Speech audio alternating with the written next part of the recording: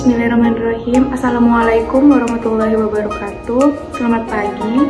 Yang saya hormati Bapak Ahmad Imam, Sarjana Sosial Magister Sains, selaku dosen pengampu mata kuliah kepemimpinan. Perkenalkan, nama saya Alfia Arkana, perwakilan dari kelompok 1 yang akan menjadi moderator sekaligus pemateri dalam diskusi kali ini.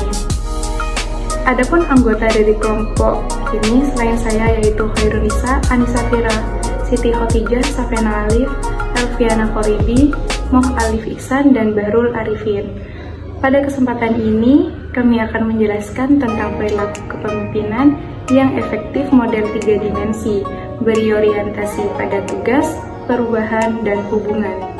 Langsung saja saya akan menyampaikan materi yang pertama, yaitu jenis perilaku kepemimpinan. Berbagai penelitian tentang perilaku kepemimpinan sudah banyak dilakukan sejak awal tahun 1900-an hingga sekarang. Studi Michigan mengemukakan analisis faktor terhadap respon-respons dengan kuesioner dan wawancara. Peneliti tersebut menemukan 3 jenis perilaku kepemimpinan, yakni perilaku kepemimpinan berorientasi tugas, berorientasi perhubungan, dan kepemimpinan partisipatif. Perilaku kepemimpinan berorientasi tugas yaitu jika menilik pada hasil studi Michigan, para pemimpin atau lebih tepatnya manajer yang efektif tidak menggunakan waktu dan usahanya dengan melakukan pekerjaan yang sama dengan bawahannya. Mereka berkonsentrasi pada fungsinya seperti merencanakan dan mengatur pekerjaan, mengkoordinasi kegiatan para bawahan, menyediakan perlengkapan, peralatan, serta bantuan teknis yang dibutuhkan. Di samping itu, mereka juga memandu bawahannya, tetapi tujuan kinerja yang tinggi tetapi realistis secara garis besar perilaku itu dapat digambarkan sebagai berikut. Yang pertama ialah membuat rencana. Pembuatan rencana aktivitas kerja jangka pendek berarti memutuskan apa yang harus dilakukan, bagaimana melakukannya, siapa yang akan melakukan, dan kapan aktivitas itu akan dilakukan. Yang kedua ialah melakukan klarifikasi peran dan tujuan. Maksud klarifikasi di sini adalah komunikasi rencana, kebijakan, dan harapan peran. Beberapa hal yang harus dilakukan antara lain ialah penetapan tanggung jawab dan persyaratan jabatan. Lalu yang ketiga yaitu monitoring atau pengawasan. Perilaku pengawasan ini dapat mengambil banyak bentuk seperti pengamatan operasi kerja, membaca laporan tertulis, melihat tampilan data kinerja lewat komputer, memeriksa kualitas sampel pekerjaan, dan mengadakan pertemuan tinjauan kemajuan dengan individu atau grup. Adapun contoh perilaku kepemimpinan berorientasi tugas ini secara lebih spesifik antara lain itu mengatur aktivitas kerja untuk meningkatkan efisiensi, yang kedua merencanakan kegiatan jangka pendek, yang ketiga yaitu menugaskan pekerjaan ke grup atau perorangan, yang keempat menjelaskan apa hasil yang diharapkan dari tugas. Yang kelima ialah menetapkan tujuan dan standar yang jelas untuk kinerja tugas tertentu. Yang keenam, menjelaskan peraturan, kebijakan, dan standar prosedur operasional. Yang ketujuh ialah mengarahkan dan mengkoordinasi aktivitas unit. Yang kedelapan dan yang terakhir adalah mengawal kegiatan dan kinerja. Materi selanjutnya akan disampaikan oleh Mbak Siti Khotijah. Sebelumnya, Assalamualaikum warahmatullahi wabarakatuh. Saya Siti Khotijah, NIM 2020310099. Di sini saya akan melanjutkan materi yang sudah disusun oleh kelompok kami. Perilaku kepemimpinan berorientasi hubungan. Dalam perilaku kepemimpinan ini, para pemimpin atau manajer yang lebih efektif, lebih penuh perhatian, dan membantu bawahan, perilaku mendukung yang berkorelasi dengan kepemimpinan yang efektif, mencakup tindakan untuk memperlihatkan kepercayaan dan keyakinan.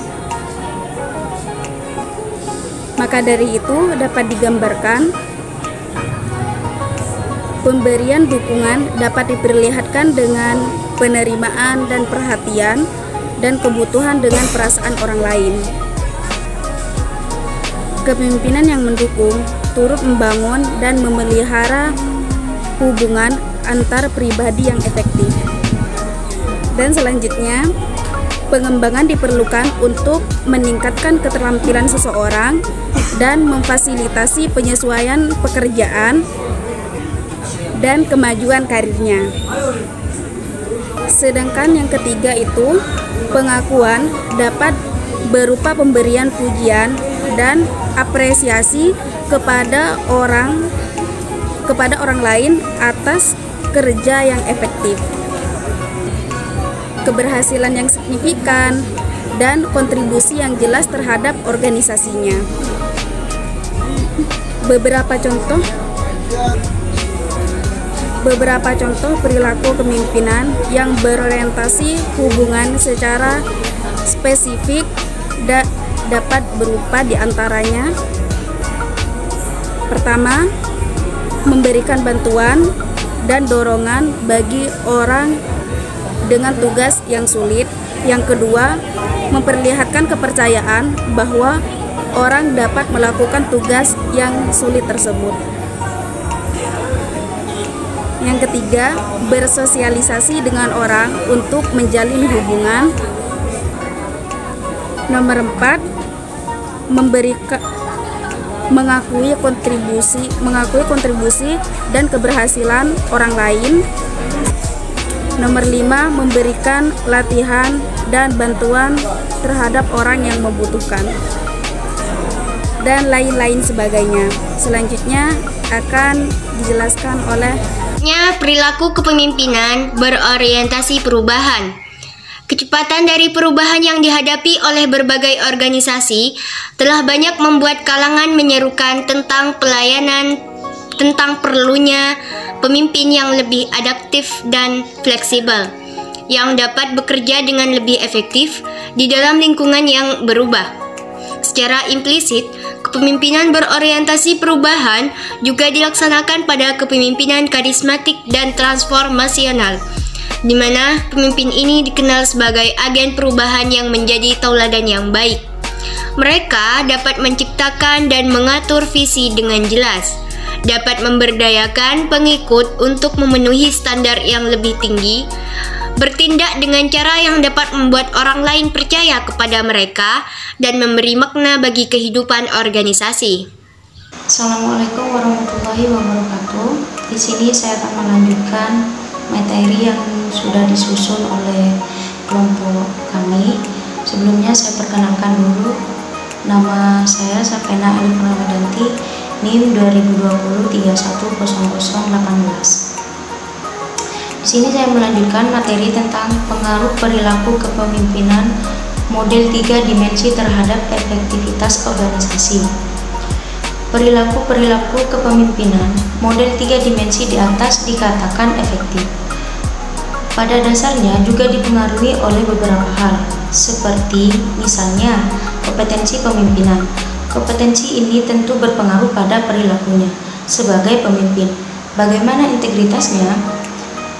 Integritas, motivasi, dan kepercayaan diri serta pengalamannya tertuang pada sikap dan perilakunya. Kompetensi tersebut harus dimiliki pemimpin organisasi, apalagi untuk menghadapi dunia yang bersifat dinamis. Selain itu juga ada faktor situasi juga tidak kalah penting. Menggunakan gaya dan teori kepemimpinan yang diwujudkan dengan perilaku kepemimpinan, apapun harus cocok dan sesuai dengan situasi agar mendukung efektivitas. Dalam prakteknya, pemimpin yang baik dan efektif sering digambarkan sebagai orang yang mempunyai bahan yang tepat. Beberapa ahli banyak mengemukakan pendapat terkait hal ini. Misalnya konsultasi dan terkenal Stephen Covey dalam bukunya Seven Habits of Highly Effective People percaya bahwa kepemimpinan yang efektif dapat dipelajari jika orang-orang tahu bagaimana seharusnya mereka bertindak dan kemudian mempraktikkan perilaku tersebut. Selain itu, Stanley Bing eksekutif praktis juga menyatakan bahwa banyak pemimpin sukses memiliki beberapa kebiasaan seperti sangat fokus, bicara secara terbuka, tidak lepas kendali dan mengikuti perkembangan terakhir. Pada akhirnya, perilaku pemimpin akan berpengaruh pada perilaku bawahan atau pengikut. Perilaku bawahan ini dapat dilihat melalui beberapa indikator seperti komitmen organisasional dan perilaku ekstra pada peran atau organisasional. Behavior komitmen organisasi terdiri dari 3 dimensi. Pertama, karyawan dengan efektif, komitmen yang kuat, pengenalan keterkaitan pada organisasi pada pekerjaan secara terus-menerus yang disebabkan mereka ingin melakukan want to do. Kedua, karyawan yang memiliki hubungan dengan organisasi yang didasarkan pada continuous komitmen, menyadari adanya biaya-biaya yang dihubungi dengan meninggalkan organisasi yang diharapkan tetap dalam organisasi disebabkan mereka membutuhkan untuk melakukan need to do. Ketiga, karyawan dengan normatif komitmen perasaan terhadap jaminan hak-hak atas terkenal sosial mereka bahwa mereka seharusnya tetap out to do dengan organisasi.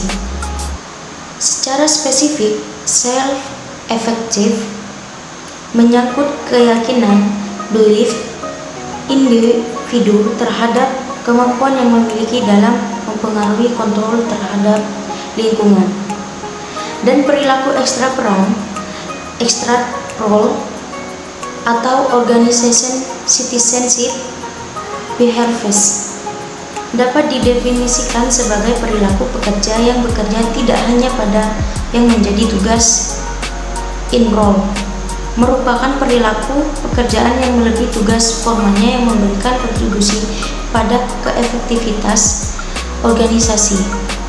Jika indikator tersebut terpengaruh, bukan tidak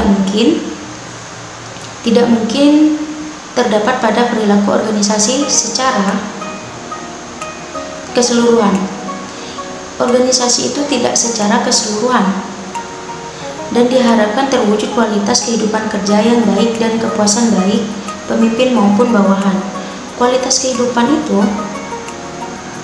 kerja menurut Wetter dan Davis dipengaruhi oleh beberapa faktor, yaitu supervisi, kondisi kerja, gaji, tunjangan, dan desain pekerjaan, dan muaranya tentu pada efektif organisasi.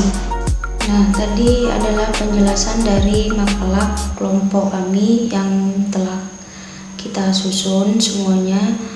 Saya serahkan pada moderator.